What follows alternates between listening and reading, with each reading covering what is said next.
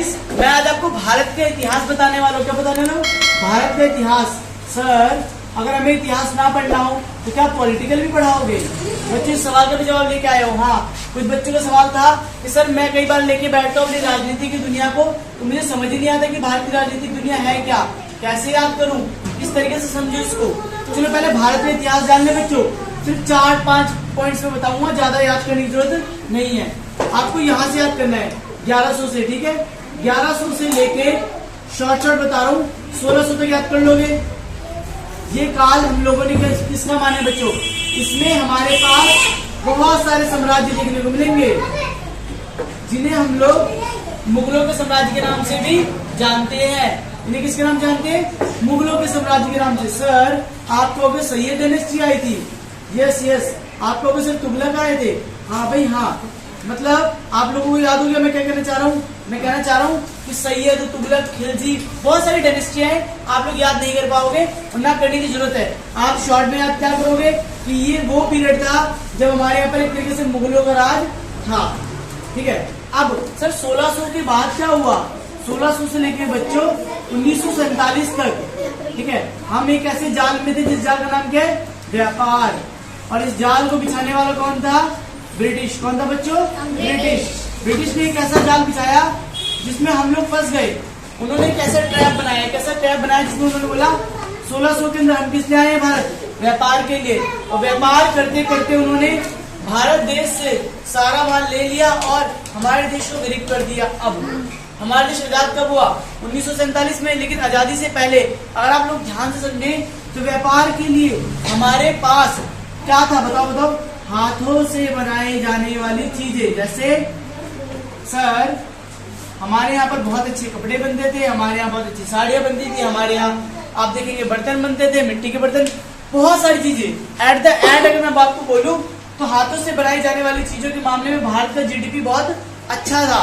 लेकिन अगर आप लोग पढ़ेंगे तो आप देखेंगे भारत की जो अर्थव्यवस्था है, भारत के जो सारे पैसे किसने खराब कर दिए? ब्रिटिश ने बोला आप क्या करो, कच्चा माल बनाओ, बस क्या बनाओ? कच्चा माल। सर कौन सा कच्चा माल, ये तो बता दो। कच्चा माल बच्चों वो जो था रॉ मटेरियल के लिए, एग्रीकल्चर प्रोडक्ट्स। क्या बोला? Agriculture products. Sir agriculture products देखो वाले बच्चों, यहाँ पे देखो, रॉ मटेरियल्स के अंदर आप याद करोगे एग्रीकल्चर, हमें खेती। एग्रीकल्चर में भी आप लोगों को पता होगा कि हिंदुस्तान आज भी और पहले भी बहुत बड़ी मात्रा में फूड क्रॉप्स के लिए जाना था। तो किसके लिए? फूड क्रॉप के लिए। सर फूड क्रॉप क्या होती है? जिसे बच्चों हम खा सकते हैं। चावल, गेहूं, गन्ना, ज्वार, बाजरा, काली मिर्च, लौंग, इलायची। मसालों का देश है हमारा देश, पता है आपको? सारे स्पाइसेस कौन ले गया? मसाले हमारे देश से कौन चुरा ले गया? ब्रिटिश। समझे? अब उन्होंने क्या किया? फूड क्रॉप को प्रमोट करने की बजाय किसको प्रमोट किया बच्चों? कैश क्रॉप को। अब सर कैश क्रॉप को प्रमोट किया, याद रखोगे ना कितना आसान तरीका था हमारे पास। कैश क्रॉप के थ्रू उन्होंने हमारे देश की अर्थव्यवस्था को बढ़ाने की बात करी। लेकिन उन्होंने कैश क्रॉप को प्रमोट करने के बाद, सर कैश क्रॉप क्या होती है? एक बार याद करें, जूट, इंडिगो, ऐसी क्रॉप्स जिनसे उनका रॉ मटेरियल तैयार हो रहा था और वो मैन्युफैक्चरिंग कर सकते थे। अब उन्होंने मैन्युफैक्चरिंग प्लांट स्टेबलाइज करे। अब मैन्युफैक्चरिंग कहाँ पे लगाई बताओ बच्चों? मैन्युफैक्चरिंग कहाँ पे लगाई? ब्रिटिश में। पहले उन्होंने 1787 से स्टार्ट किया था मशीन्स को स्टेबलाइज करना ब्रिटिश के अंदर, फिर फाइनली उन्होंने स्टेबलाइज कहाँ पे किया? इंडिया के अंदर 1857 के बाद से। लेकिन इस दोनों के अंदर हुआ क्या? हमारा ही रॉ मटेरियल सारा कहाँ पहुंच गया? मैन्युफैक्चरिंग के लिए पहुंच गया। जो चीज हम 2 रुपए में ग्रो करते थे वो हमें दोबारा 100 में मिलती थी।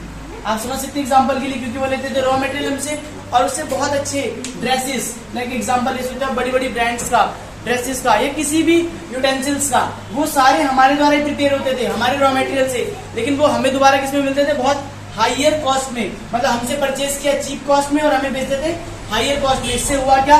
भारत की इकोनॉमी 85% किस पे डिपेंडेंट थी? एग्रीकल्चर पे। लेकिन उन्होंने उसको धीरे धीरे डिस्ट्रॉय कर दिया और हम लोग दोबारा किस पे आ गए? हमारे यहाँ पर 3 बड़े लॉसेस देखने को मिलेंगे हमें। देखो इकोनॉमिकली तो हमें लॉस हुआ, साथ साथ हमारे जो कहते हैं ना स्क्रिप्चर्स थे, हमारे ग्रंथ थे, हमारी संस्कृति थी, वो हमने लॉस कर दी। बहुत बड़ा अनएम्प्लॉयमेंट, बेरोजगारी का स्तर बहुत ज्यादा बढ़ गया। अब उसको प्रमोट कर रहा था कौन? बेरोजगारी को खत्म करने के लिए ब्रिटिश ने क्या किया? अपनी कंपनियों के अंदर हमारे इंडियंस को किस रूप में हायर किया, वर्कर के रूप में, लेबर के रूप में, और उन लेबरों को 12 से लेके 16 घंटे का काम देते थे और बहुत मिनिमम सैलरी थी, जिसके खिलाफ आप लोगों ने पढ़ा भी था 1918 में गांधी जी ने क्रांति करी थी। बट मैं अभी इसके ऊपर डिस्कस नहीं करूंगा, मैं आपको पॉइंट्स बता रहा हूँ कि क्या हुआ इस दौरान, ठीक है।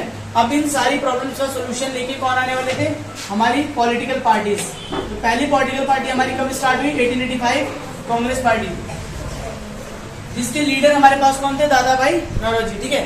यहाँ से हमने 1905 में अंदर एक पार्टी का और जन्म लिया जो स्वराज के नाम से जानी जाती है, ठीक है। फिर 1915 के अंदर एक और पार्टी आ गई। ऐसे करके पॉलिटिकल पार्टीज ने हमारे यहाँ पर जन्म लिया। मतलब जब मुगल थे या उससे पहले जो राजा महाराजा काल था उसमें कोई पॉलिटिकल पार्टी नहीं थी। ब्रिटिश ने व्यापार को जन्म दिया और व्यापार को हटाने के लिए, ब्रिटिश को हटाने के लिए हमने किसको जन्म लिया, पॉलिटिकल पार्टीज का सहारा लिया। अभी हम इसको कंटिन्यू करेंगे, ठीक है गाइस, हम आगे कंटिन्यू करते हैं। तो 1915 के बाद जो हमें पढ़ना है, यहाँ पर हमें पॉलिटिकल बहुत बड़ा इश्यू पढ़ना है, उसको मैं अलग से पॉलिटिकल की क्लास में कराऊंगा, ठीक है। और हिस्ट्री के पॉइंट पे आते हैं दोबारा। हिस्ट्री के पॉइंट कैसे याद करेंगे हम, हिस्ट्री के 3 पॉइंट याद करेंगे जो हमें याद करने वाले थे। पहला वाला जो बहुत पुराना है, मैंने 3 वर्गों में बांटा था हिस्ट्री को। पहले क्या आपको पता है, आपको पूरा पाषाण काल, ठीक है, जिसे हम लोग एंशिएंट काल से जानते हैं, किससे, एंशिएंट टाइम पीरियड से। दूसरा हमारे पास मध्यकाल, सब लोग मेडिकल के नाम जानते हैं, किसके नाम जानते हैं, मेडिकल। उसके बाद क्या था, नवपाषाण, मतलब मॉडर्न पीरियड। अभी मैं आपको बहुत सारा लेक्चर देने वाला इस टाइम पीरियड के बारे में, लेकिन आपको इसको याद करने के लिए कुछ डेट से याद करेंगे बच्चों। 3000 ईसा से लेके, है ना, हम यहाँ पर याद करेंगे 1200, 500 तक याद कर लो बस। इसमें मैंने आपको बताया था बहुत सारे साम्राज्य के बारे में पढ़ने वाले, इसके अंदर आप बहुत सारे डायनेस्टी के बारे में पढ़ेंगे, जो डायनेस्टी हमारे आसपास रह चुकी है। आवाज नहीं आएगी इससे, आपको आवाज आएगा। 395 अनुच्छेद, वाह सर, 395 अनुच्छेद है, तो इनको याद कैसे करेंगे सर, इनको भागों में भी बांटा गया बच्चों, 22 भाग। कितने भाग बनाए गए, 22 भाग। तो चिंता की बात नहीं है, हम याद कर लेंगे, याद कर लोगे आप लोग। चलो अभी मैं आपको इतना डीप में नहीं ले जा रहा हूँ, पहले आसानी से समझते हैं। अच्छा तो इस किताब की जरूरत क्यों है, आप लोग स्कूल जाते हो, ट्यूशन जाते हो, वहां पर आपको क्या बताए जाते हैं, नियम बताए जाते हैं कि बच्चों स्कूल की यूनिफॉर्म में आना है, सही से बैठना है, लंच टाइम पे लंच करना है, बताया जाता है ना। पर आप लोग सुबह सुबह लंच कर लेते हो, तो कई बार लोग नियम तोड़ भी देते होंगे। तो नियमों को तोड़ने के बाद क्या सजा मिलेगी, कौन सजा देगा, किस नेता के पास या किस डिपार्टमेंट के पास कितने अधिकार होंगे, ये सब किस में लिखा हुआ है, संविधान में लिखा हुआ है। संविधान ने ये तक तय कर दिया है कि हाईएस्ट पावर क्या है किसी नेता के पास या किसी ऑफिसर के पास।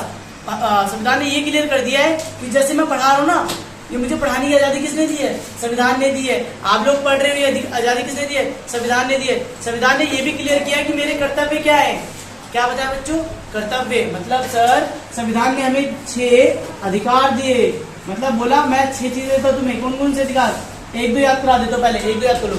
जैसे सबसे बड़ा अधिकार कौन सा है, शिक्षा का अधिकार। आप लोग फ्री में पढ़ रहे हो, हम लोग फ्री में पढ़ा रहे हैं। सर फ्री में नहीं, पैसे देके भी पढ़ने का अधिकार दिया हमें, पैसे देके भी पढ़ सकते हो आप लोग, शिक्षा का अधिकार दिया। दूसरा स्वतंत्रता का अधिकार, हम एक जगह से दूसरी जगह फ्री में आ जा सकते हैं। सर हमेशा फ्री में थोड़ी जाएंगे, पैसे देके भी जाने बच्चों।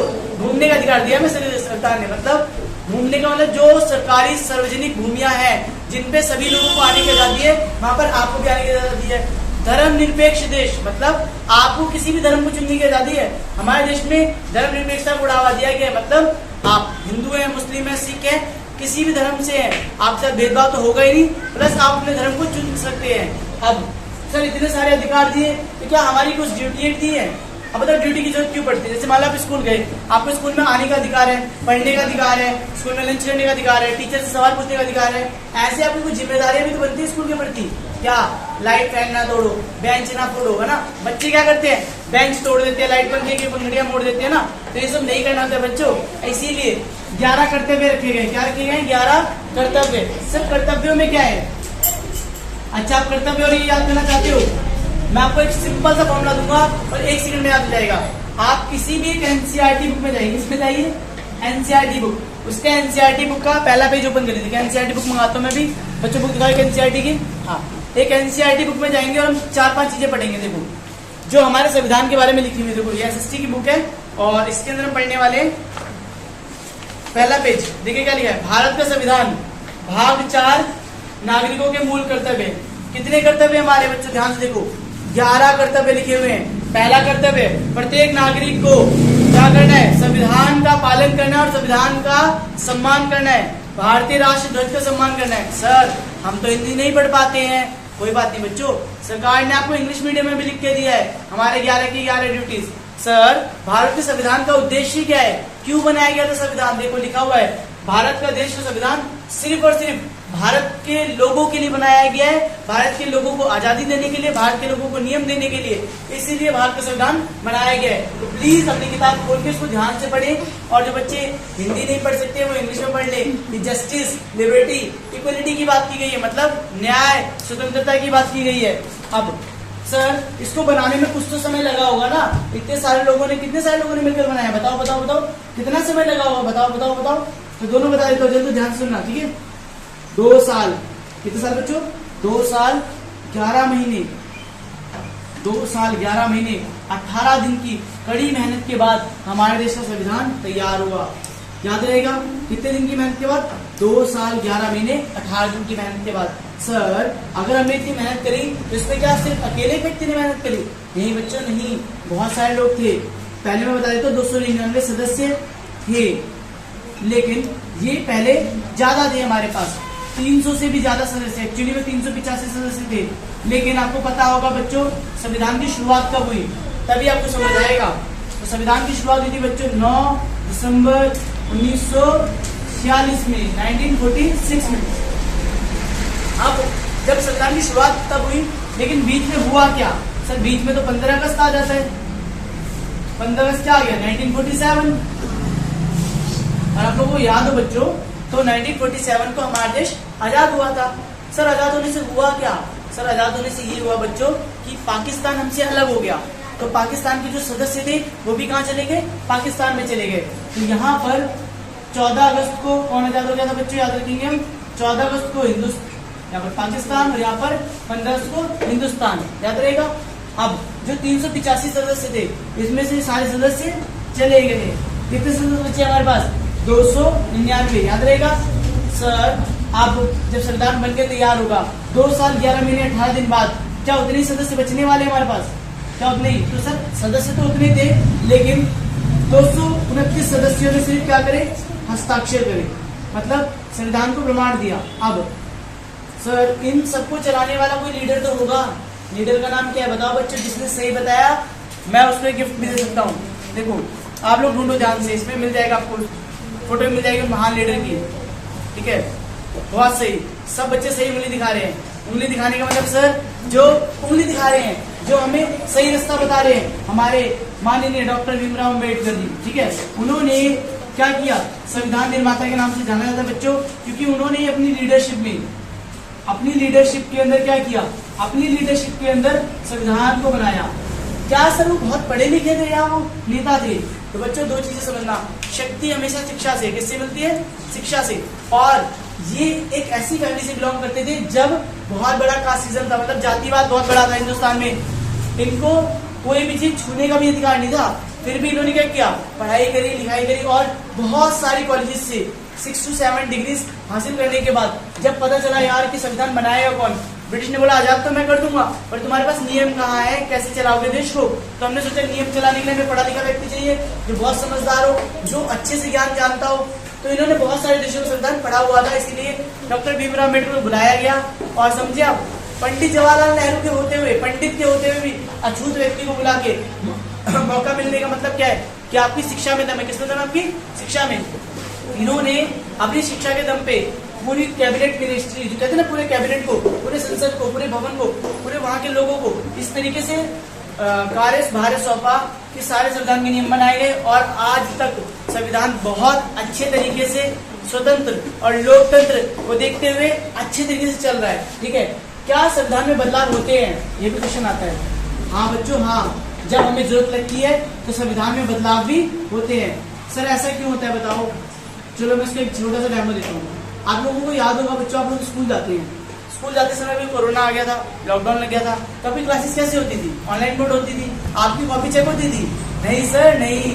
मजा आता था, पेपर नहीं देने पड़ते थे।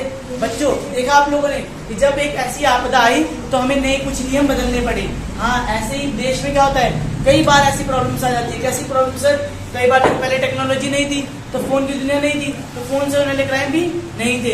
अब फोन से होने वाले क्राइम आए, उनके नियम बनाने पड़ेंगे। सर पहले महिलाओं को शिक्षा का भी अधिकार कम था, अब महिला को शिक्षा का अधिकार दिया गया तो उनको कुछ और अधिकार दिए गए। सर कुछ नियम ऐसे थे जो अच्छे से लागू नहीं हो पा रहे थे, इसलिए उनके कुछ नए नियम भी बनाए गए। आपको पता होगा बच्चों, हमारे यहाँ आपातकाल भी लगाया गया था, इमरजेंसी, जब पूरा देश कहीं नहीं जा सकता था, उसके दौरान भी कुछ नियम बनाने पड़े, उसे बदलने पड़े। तो ऐसे नियम बनते और बदलते रहते हैं कि अगर इन्हें ना बनाया जाए, देखो क्वेश्चन आएगा, क्या संविधान लचीला है? क्या संविधान में बदलाव करना जरूरी है? ये बदलाव हो सकता है। हाँ भाई, संविधान में, भारतीय संविधान में लचीलापन है और नहीं भी। संविधान हम संसद के अंदर जाके अपना प्रस्ताव रखकर पास कर सकते हैं, लेकिन उसके लिए हमें काफी लंबे प्रोसीजर से गुजरना पड़ता है। कौन सा प्रोसीजर? पहले लोकसभा, फिर राज्यसभा, फिर राष्ट्रपति, इन तीनों की मंजूरी हमें चाहिए ही चाहिए, तभी क्या बनता है, एक नियम बनता है। तो अभी बताओ कितने नियम हो गए? सही बताओगे तो पक्का गिफ्ट, पक्का। चलो सही नियम बता दो, कितने नियम है अभी हमारे पास? चलो मैंने हिंट भी दे दिया आपको, 400 के पास है। यस करो, चलो 448। अभी हमारे कितने नियम है? 448 अनुच्छेद हो चुकी है। ठीक है, याद रहेगा आप लोगों को इतना? अभी हम इतना याद करने वाले, ज्यादा डीप में नहीं जाने वाले, पर 2 पॉइंट और बताऊंगा जो आपके बहुत काम आएंगे। देखो, पहला पॉइंट सदस्य बता दिए, हस्ताक्षर बता दिए। सर खर्चा कितना लगा था? खर्चा अप्रोक्स 6 करोड़ रुपए लगे थे। कितने लगे थे? 6 करोड़ 3 साल में। सर ये खर्चा कहाँ हुआ? ये खर्चा हुआ बच्चों सैलरीज पे। जो हमारे यहाँ नेता काम करते थे उनको खाने के लिए सैलरी चाहिए थी, संसद भवन को चलाने के लिए, बहुत सारे कागजी कार्रवाई करने के लिए। ठीक है, और सबसे मुख्य पॉइंट जो है इस पेपर में आने वाला है, तो भारत कैसा देश बना? बच्चों भारत एक लोकतांत्रिक देश है। कैसा देश है? लोकतांत्रिक, मतलब लोकतंत्र को बढ़ावा देने वाला। जहां पर लोकतंत्र का मतलब है, क्या जल्दी से, मतलब है जहां लोग अपने नेता का चयन, नेता को चुनते हैं। याद रहेगा, आप लोगों ने देखा होगा, हम लोग हर 5 साल बाद क्या करते हैं? वोट देते हैं। तो क्योंकि हमारे देश में क्या है? लोकतंत्र है। हमारे यहाँ हर व्यक्ति, हर जाति, हर कास्ट के लोग को क्या है? पार्टी बनाने का अधिकार है, स्वतंत्र रूप से आने का अधिकार है, अपना विचार रखने का अधिकार है, यहाँ तक कि वोट देने का अधिकार भी है। 18 साल से ऊपर महिलाओं, पुरुषों, सबको पता है वोट देने का अधिकार है। और इलेक्शन आने वाले हैं तो सभी बच्चे क्या करेंगे? बच्चे अपनी फैमिली में प्रमोट करेंगे, जो वोट देने लायक है वो वोट देने, 18 साल से ऊपर जो भी वोटर कार्ड बना हुआ है जिनका, वो वोट जरूर दें। इससे क्या होगा? आप स्वतंत्र देश को स्वतंत्र नेता के हाथ में सौंपोगे और अपने लीडर का चयन करके आपको एक गर्वशील महसूस होगा। मतलब क्योंकि आप लोग खुद सोचो, आपका लीडर आप चुन रहे हो तो आपको लगेगा ना आपने अच्छा काम किया है और आपका इस देश के अंदर भागीदारी है। इसीलिए भारत के अंदर सभी व्यक्तियों को वोट देने का अधिकार, भारत में नहीं वैसे सब जगह ही है, पर यहाँ पर अधिकार देने, वोट देने का अधिकार रखा गया है। और इसी के साथ मैं कंटिन्यू करूंगा। अभी आपको मैं यहीं पर रोक रहा हूँ। Thank you.